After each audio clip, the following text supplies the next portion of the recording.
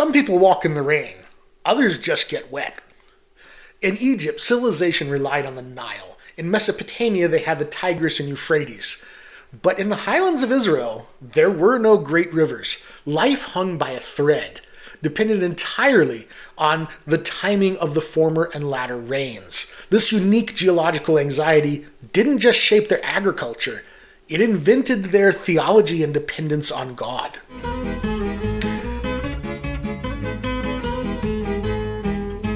Hello everyone, this is Gilgamesh. If you want to learn more about this topic on your own, and I hope you do, I have some recommended reading in the description that I used preparing this. Number 1, definition and timing of the rains. The Hebrew Bible distinguishes between two crucial seasonal rains. The early autumn rain, Yôreh. These are the first appreciable rains that typically arrive in Palestine between mid-October and early November. The later spring rain, Malqôš. These are the last significant rains of the season, usually falling in March and the first half of April. Approximately 70% of Palestine's annual rainfall occurs between November and February, with January being the wettest and coldest month. The rainy season generally begins around the time of the Feast of Booths, Sukkot, in October and concludes around Passover, Pesach, in the spring. Number 2, agricultural role. The former and latter rains were indispensable for the agricultural cycle in ancient Israel.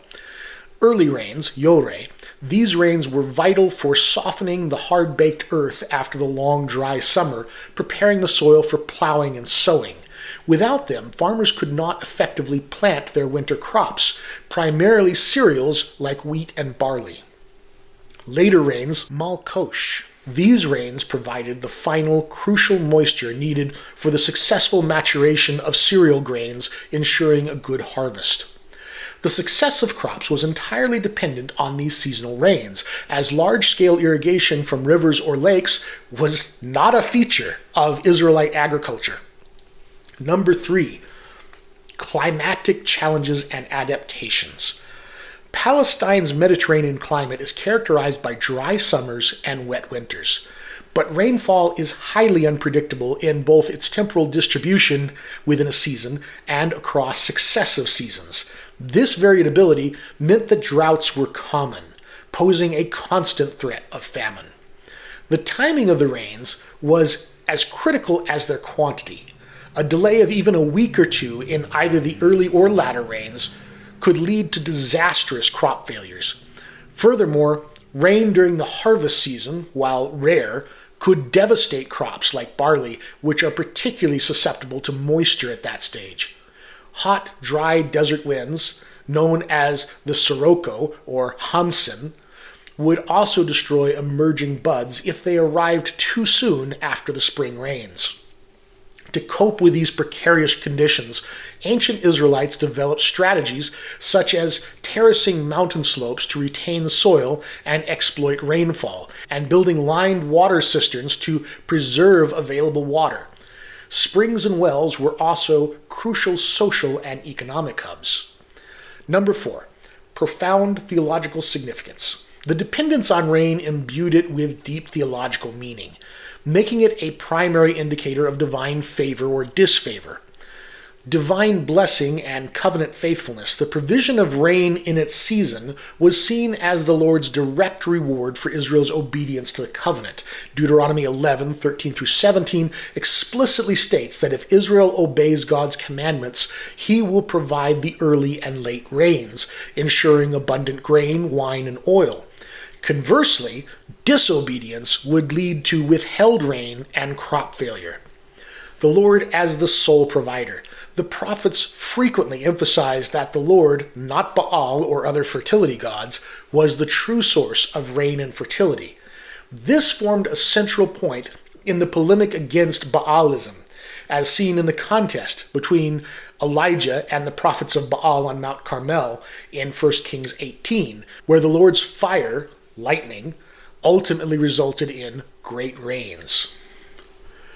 Rain and righteousness. Rain was often connected with righteousness and justice. Solomon's prayer at the temple's consecration links the Lord's teaching of the way and forgiveness of sins with the granting of rain in 1 Kings 8:35-36. Hosea 10:12 speaks of the Lord raining justice upon the people, implying that right worship and conduct are prerequisites for blessing. Divine anger and judgment. Drought and famine were interpreted as manifestations of the Lord's anger and judgment against a sinful and unfaithful people.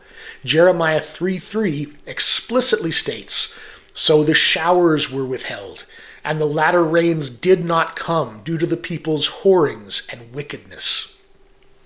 Symbol of divine providence. The rain from heaven symbolized divine providence, contrasting with Egypt's reliance on human labor for irrigation. The land of Israel was seen as watered by God himself. Number 5, prophetic and cultic context. The importance of the rains is reflected throughout biblical literature and cultic practices. Prophetic warnings and promises. Prophets like Jeremiah in Jeremiah 5:24, and Yoel in Yoel 2:23, and Hosea in Hosea 6:3 frequently refer to the early and late rains, using their presence or absence to underscore messages of blessing, judgment, or restoration. Amos 4:7-8 lists lack of rain as one of the calamities befalling Israel due to their unfaithfulness. Cultic practices. The autumnal festival of Sukkot, Feast of Booths, was intimately connected with the expectation of the early rains and fertility. Jewish liturgy on this day includes prayers for rain between Sukkot and Passover, and special prayers for dew during the dry summer months. Eschatological hope.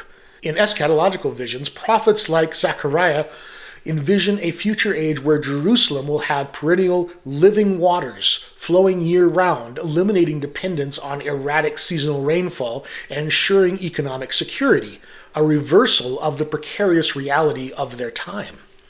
So bringing it all together, the former and latter rains were not merely meteorological phenomena, but were woven into the very fabric of Israelite life, shaping their agriculture, their understanding of divine justice, and their relationship with the Lord. Their timely arrival was a sign of God's blessing and covenant faithfulness, while their absence signaled divine displeasure and brought the threat of famine and despair. I hope you found this useful. If you'd like to support the channel and help me bring more content like this, please consider a membership if you're in a position to do so. Shalom.